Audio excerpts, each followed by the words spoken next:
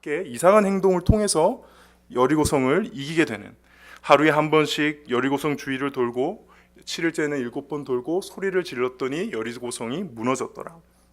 그런 이야기죠. 그래서 다음 세대 우리 교육국에서는 한 번씩 꼭 어렸을 때 듣게 되는 재미난 성경 이야기 중에 하나입니다. 근데 사실 저는 이 여리고성 전투가 좀 마음이 불편합니다. 왜 그럴까요? 성을 점령하고 난 다음에 어떻게 하죠? 네, 그 여리고성 안에 있는 사람들을 다 죽입니다. 정탐꾼 라합과 그 가족을 빼고 어떻게 합니까? 다 죽이죠. 하나님이 꼭 그렇게 하셨어야 됐을까? 이런 생각이 들지 않습니까? 더 이해가 되지 않는 장면이 바로 오늘 본문부터 또 등장합니다. 여리고성을 정복했습니다. 그 다음 공격할 성은 아이성입니다. 그 여리고성 승리에 이렇게 들뜬 백성들이 3천의 군대를 가지고 아이성을 공격하러 갔습니다. 그런데 어떻게 됩니까? 실패하게 되죠. 패배합니다. 왜 실패했습니까? 오늘 본문에 읽었습니다. 아간이라는 사람이 여리고성 전투 때 노략물을 챙겼거든요. 그로 인해서 하나님이 진노하셔서 그렇게 웅장한 여리고성은 쉽게 이기게 해주셨으면서도 훨씬 작고 약한 아이성에게는 패배하게 하셨다는 것입니다. 어떠신가요? 여러분들은 이 부분 보면서 어떤 느낌이 드시는가요? 저는 외람된 표현이지만 하나님 조금 쪼잔하신 거 아닌가요?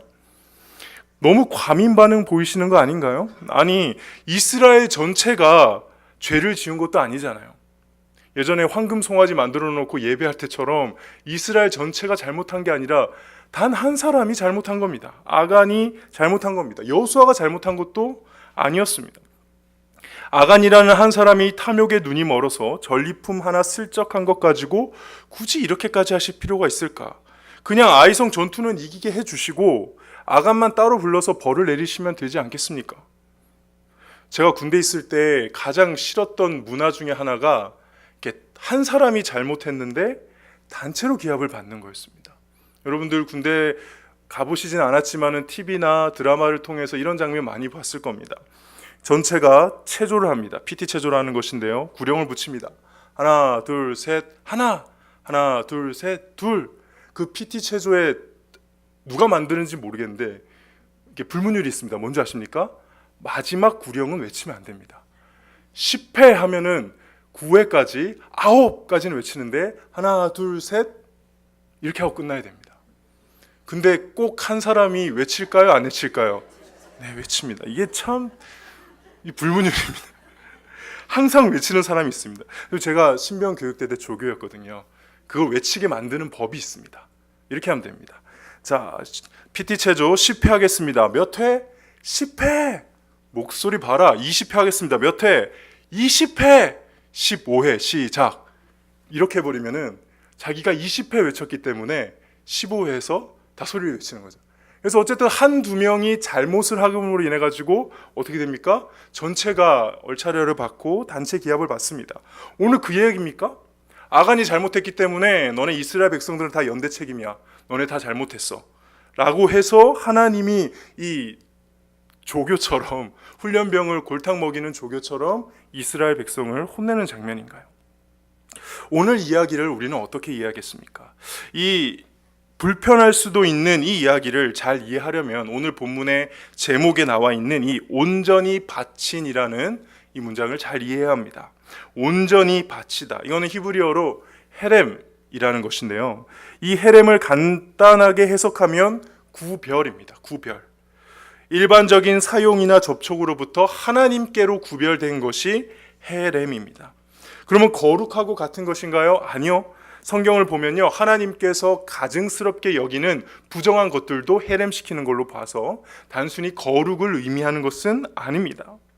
여기 헤렘에는 두 가지가 있습니다. 첫 번째는 하나님의 명령으로 인해서 헤렘되는 것입니다. 성경에서 보통 진멸하라, 그러니까 다 죽여라 하는 경우가 자세히 보시면 이게 헤렘인 경우가 많다는 거죠. 가증히 여기셔서 하나님께서 이제 완전히 심판하기 위해 구별해서 헤렘시켜 하나님께 온전히 바치는 것. 제일 대표적인 예가 뭘까요? 여러분들 딱 머릿속에 떠오르는 게 하나 있을 것 같습니다. 사울 왕이 아말렉 민족을 하나님의 명령을 따라 어떻게 하랬죠? 다 죽이라고 했거든요. 짐승부터 해서 모든 것을 다 죽이라고 했는데 어떻게 합니까? 몇 개를 이렇게 빼돌려 놓습니다. 그것은 하나님의 헤렘을 어긴 것이죠. 그게 바로 보통 우리가 알고 있는 하나님의 명령에 의해서 진멸하는 것. 첫 번째 헤렘입니다.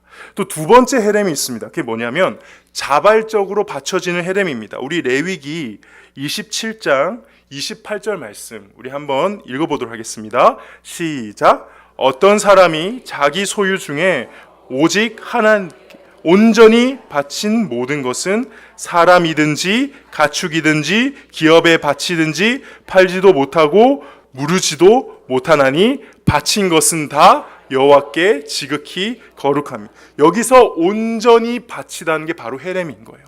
이거는 하나님이 시키신 건 아닙니다. 하나님이 너 저거 헤렘해 한 건 아닌데 인간이 하나님을 너무 사랑하는 마음에 하나님께 뭔가를 이렇게 내가 나의 헌신을 드리고 싶은 마음에 제가 이거 헤렘하겠습니다 라고 해서 바치는 자발적인 헤렘입니다. 하나님이 명령하셔서 하는 헤렘, 자발적인 헤렘, 원래는 더 있는데 이 두 가지만 오늘 좀 보시면 좋을 것 같습니다. 그러면 이 여리고 성을 헤렘하는 것, 하나님이 명령하셨기 때문에 하는 헤렘일까요? 아니면 자발적으로 여호수아와 이스라엘 백성들이 드리는 헤렘이었을까요? 제가 질문하는 폼이 왠지 둘 다일 것 같지 않습니까? 네, 둘 다입니다. 이거는 여리고 성에 행해진 헤렘은 좀 특별한데요. 하나님이 명령하셔서 하는 헤렘과 동시에 이스라엘 백성들, 특히 여호수아가 하나님께 자발적으로 바치는 헤렘이었습니다. 신명기 20장에 의하면요, 하나님께서 가나안 7족속을 진멸하라, 헤렘하라고 명령하실 때 그 나타난 헤렘의 대상들은 사람들이었습니다. 그러니까 사람들은 다 죽이는데 전리품은 가질 수 있었어요. 그래서 사실 오늘 아간이 벌을 받은 건 조금 억울할 수가 있어요. 원래 여리고 성은요, 전쟁하고 나서 이기고 나면은 사람만 다 죽이고 거기 있는 짐승이라든가 노획물들은 이스라엘 백성이 가져도 되는 거였어요. 하나님의 명령에 따르면 그렇죠. 근데 이게 전쟁이 시작하기 전에 여호수아가 이런 명령을 해버립니다. 우리 여호수아 6장 17절에서 19절 한번 읽어보도록 하겠습니다. 시작. 이 성과 그 가운데에 있는 모든 것은 여호와께 온전히 바치되 기생 라합과 그 집에 동거하는 자는 모두 살려주라. 이는 우리가 보낸 사자들을 그가 숨겨주었습니다. 너희는 온전히 바치고 그 바친 것 중에서 어떤 것이든지 취하여 너희가 이스라엘 진영으로 바치는 것이 되게 하여 고통을 당하게 되지 아니하도록 오직 너희는 그 바친 물건에 손대지 마라. 은, 금, 동철 기구들은 다 여호와께 구별된 것이니 그것을 여호와의 곳간에 드릴지니라. 하나님의 명령에 의해서 바쳐지게 된 여리고성에 이렇게 전쟁하기 전에 예루살렘이 그 명령에 의한 헤렘에다가 더 추가를 해버립니다. 하나님께 자발적으로 바치는 헤렘, 사람만 헤렘하면 되는데 거기 있는 모든 노량물들까지 다 하나님께 바치는 헤렘을 한 것이죠. 이게 바로 여리고성 전투에서 우리가 기억해야 될 아주 중요한 부분입니다. 보통 우리는 이 여리고성 이야기를 생각할 때 무엇에 집중하나요? 제가 아까 처음에 시작하면서 나눴던 간증이 제일 먼저 떠오르지 않으십니까? 7바퀴 돈 것, 그래서 하나님이 놀라운 승리를 주신 것, 거기에 우리가 좀 영적인 의미를 많이 부여합니다. 그래서 우리한테 적용할 때 뭐 땅밟기라든가 이런 개념으로 적용하곤 하죠.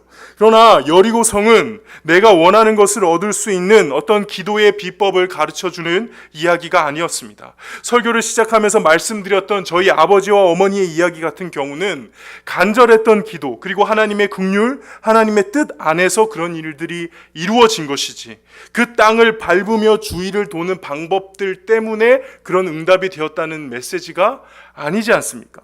여리고성 이야기는 그런 내용이 아니었습니다. 사실 여리고성 전투는 그것보다 훨씬 중요한 게 있었으니 바로 여호와께 온전히 바치는 것이었습니다. 헤렘된 성이라는 것입니다. 그것도 하나님의 명령에 의해서 헤렘되는 동시에 여호수아와 이스라엘 백성들이 자발적으로 하나님께 헤렘하는 아주 중요한 전투였다는 것입니다. 이 성과 그 가운데 있는 모든 것은 여호와께 온전히 바치되, 이게 여리고성 전투의 가장 중요한 핵심이라는 것입니다. 6일 동안 하루에 한 번씩 돌고 마지막 7일째는 7번 돌고 소리치고 와 이겼다, 이거는 그 모든 과정 중에 하나인 것이죠.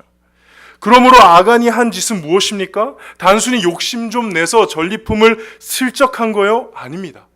이 헤렘이라는 아주 중요한 영적인 의미 있는 행위를 망쳐버린 것입니다. 하나님께서 가나안 땅을 심판하시기 위해 명령하신 그 헤렘을 망쳐버린 것이고, 이스라엘 백성에게 첫 열매가 되어 하나님께 자발적으로 바치고자 했던 그 예배를 망쳐버린 것입니다. 이게 우리가 생각하는 것 이상으로 이스라엘 백성에게 아주 끔찍한 일이었다는 것을 우리는 기억해야 됩니다. 헤렘을 어기면요, 사실 본인도 헤렘을 당하고 심각한 경우에는 이스라엘 백성들이 다 헤렘을 당할 수 있는 문제였거든요.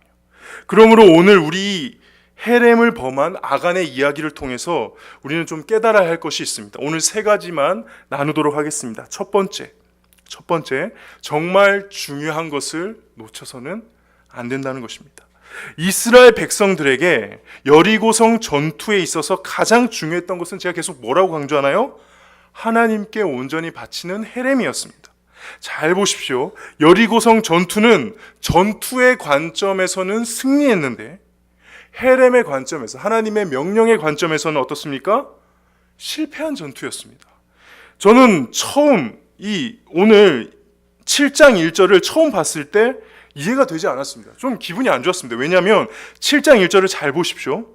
누가 범죄했다고 지금 말하고 있습니까? 하나님이 누구한테 진노했다고 말씀하고 있습니까? 이스라엘 백성입니다. 근데 저와 여러분들 알죠? 누가 죄를 졌죠?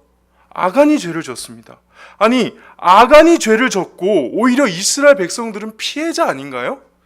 근데 왜 하나님께서는 이스라엘 백성들도 똑같이 범죄했다라고 말하고 있을까요? 처음에는 저는 이게 좀 이상했고 이해가 안 됐는데, 헤렘의 관점에서 보면은 이스라엘 백성들도 무슨 잘못을 한 거냐면 가장 중요한 헤렘을 놓치고 전투의 승리를 쫓아갔다는 겁니다.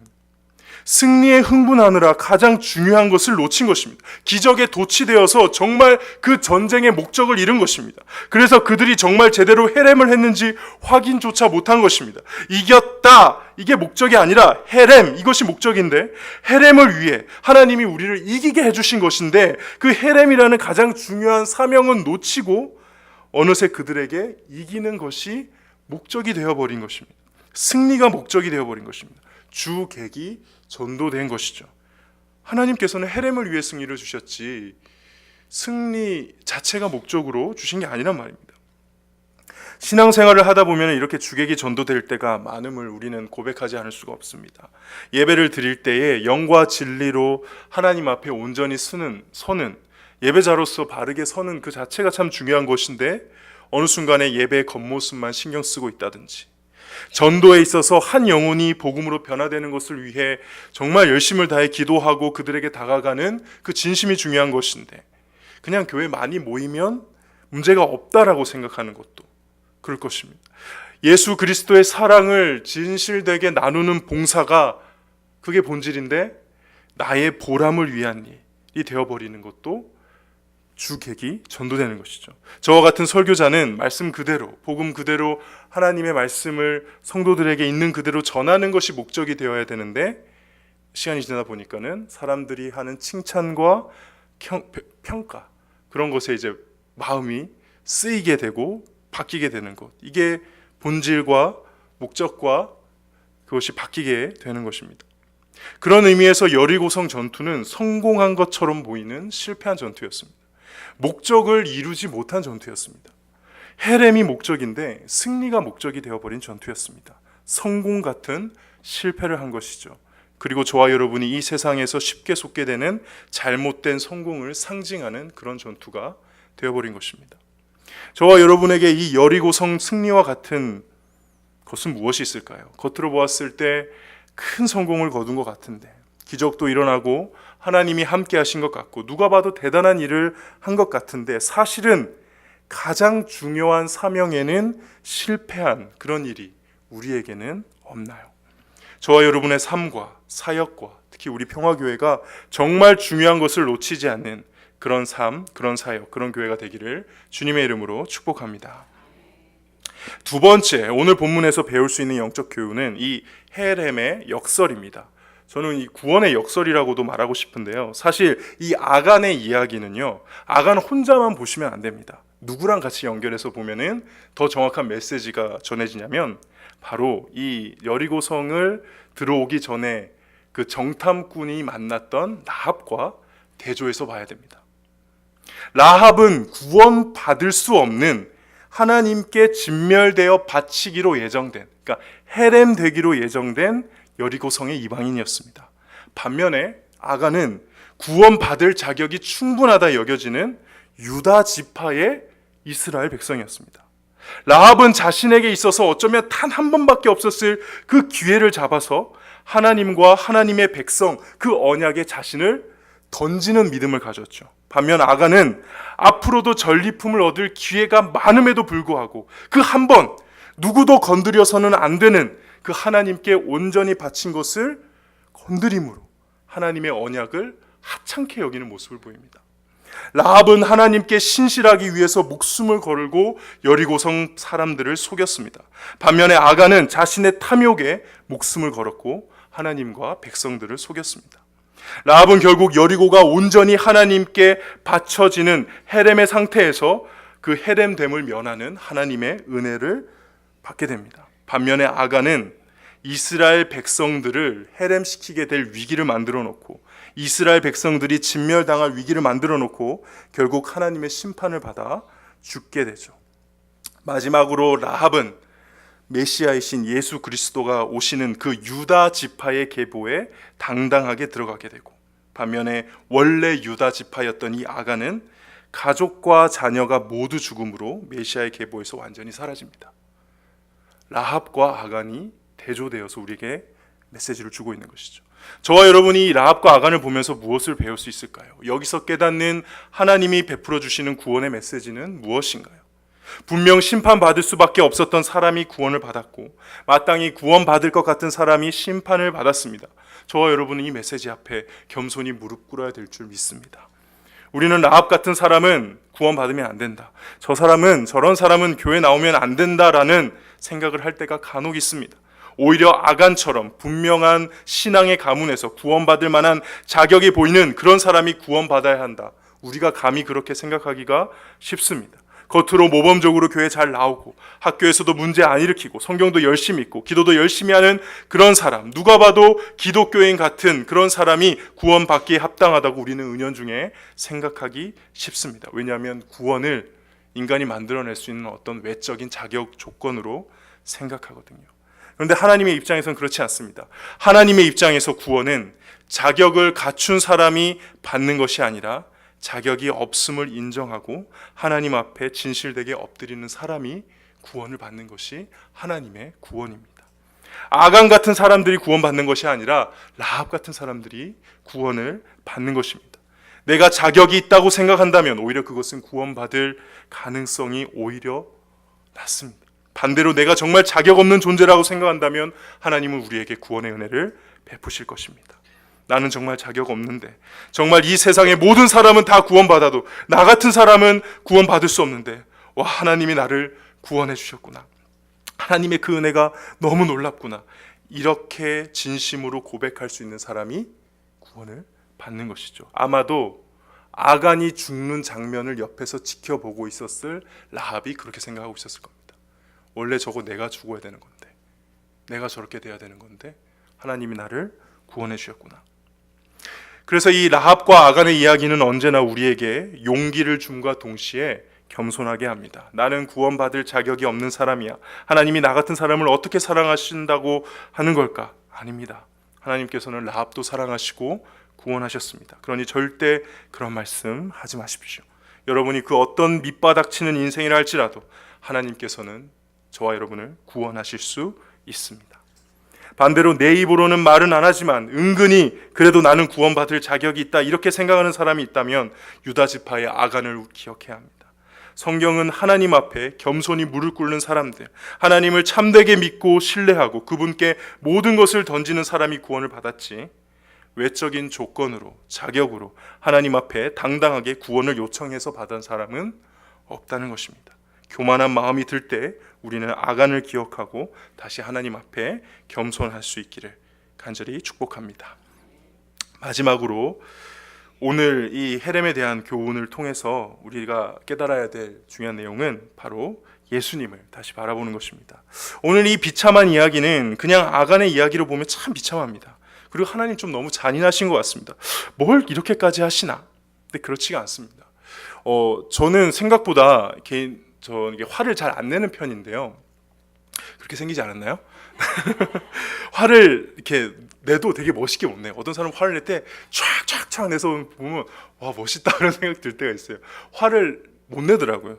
이게 착해서 못 내는 게 아니고 이렇게 좀 이렇게 뭐랄까 겁이 많고 이렇게 약해서 못 내는데, 제가 이상하게 몇 번 되게 화를 내고 저도 이성을 잃을 정도로 되게 했던 적이 한 번 있는데, 그게 언제냐면 중등부를 섬기고 있을 때 이렇게 설교를 하고 있는데 한 아이가 집요하게 설교를 방해하는 장난을 치는 거예요. 몇 번 주의를 줘도 막 장난치는 거예요. 제가 그 설교가 끝나자마자 잡아 끌고 들어가서 방송실에 들어가서 문을 잠궈놓고 얼차려를 줬다는 거 아니겠습니까? 너무 화가 나가지고 물론 나중에 회개하고 사과하고 다 했습니다. 근데 제가 그때를 보면서 내가 여기에 왜 화를 냈을까를 묵상해 봤을 때, 여러분들 한번 잘 보세요. 어디에서 화를 내죠? 제일 예민한 데가 있어요. 그러니까 다른 사람은 몰라요. 근데 나한테 이거 건들면은 나도 이성을 잃고 폭발해 버릴 때가 있어요. 그건 뭐죠? 나한테 굉장히 중요한 거. 저한테는 설교의 자리가 그렇습니다. 여러분들은 어떻게 보실지 모르겠지만 저에게는 이 자리가 매우 두렵고 조심스럽고 힘든 자리입니다. 이 자리에 올라오면서 오늘은 어떤 말씀으로 우리 성도님들께 이게 아니고요. 저기 올라오면 내가 자격이 없는데 내가 어떻게, 그러면서 올라오거든요.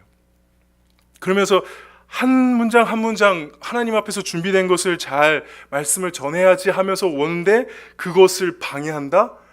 가장 예민해져 있을 때 팍 건드는 그런 것과 같은 것이죠.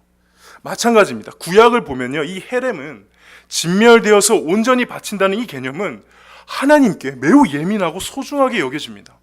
하나님 왜 이렇게 반응하시지? 하나님 왜 이렇게 잔인하게 이렇게 행동하시지? 이렇게 보면 안 되고요. 하나님께서 이거는 정말 소중하게 여기시는구나, 정말 중요하게 여기시는구나, 하나님께 이 헤렘이라는 것은 정말 민감한 것이구나. 왜일까? 왜 이렇게 하나님이 잔인해 보이실 정도로 하나님은 이 헤렘을 중요하게 여기시는 걸까? 왜냐하면 나중에 예수님이 헤렘 되시거든요. 예수님이 헤렘 되심을 통해서 저와 여러분이 구원을 받는 그 구원의 역사 가운데 있거든요. 우리 죄를 대신 짊어지고 완전히 진멸되셔서 하나님께 바쳐지는 것, 그래서 온전히 하나님의 것이 되는 것, 그렇게 우리의 죄를 씻으시고 우리를 구원하실 것이기에 구약시대의 그 예수님의 헤렘을 예표하는 이 모든 헤렘법은 하나님께서 매우 민감하게 반응하실 수밖에 없는 것입니다. 이 헤렘으로 우리를 구원하실 것이기 때문에 그렇습니다. 말씀을 정리하겠습니다. 오늘 우리는 여리고성 전투 이후에 이스라엘 백성의 실패와 또 아간의 범죄 이야기에 대해서 살펴보았습니다. 이스라엘 백성들은 아간의 범죄와 함께 여리고성 전투의 원래 목적인 헤렘을 소홀히 여기는 죄를 범했습니다. 헤렘을 놓치고 눈에 보이는 승리를 쫓은 것이죠. 정말 중요한 목적을 이루지 못하는 실패한 전투였습니다. 그로 인해서 구원받아야 할 아간이 심판을 받고, 원래대로라면 헤렘 되어서 심판받아야 할 라합이 그 아간의 심판을 지켜보는 일이 발생하게 됐죠. 우리는 이 구약의 헤렘에 대해서 단순히 하나님께서 엄격하시고 무서우시고 두려우신 심판의 하나님의 이야기로만 이해해서는 안 됩니다. 이 이야기는 결국 예수님을 헤렘하시는 이야기로 이어지기 때문에 그렇습니다. 오늘 말씀을 통해 우리가 정말 놓치지 말아야 할 것은 무엇인지, 우리가 받은 구원이 얼마나 귀한 것이며 하나님께서 우리를 구원하시기 위해 무엇을 하셨는지 다시 한번 기억하고 오늘 하루를 살아가는 저와 여러분이 되기를 주님의 이름으로 축복합니다.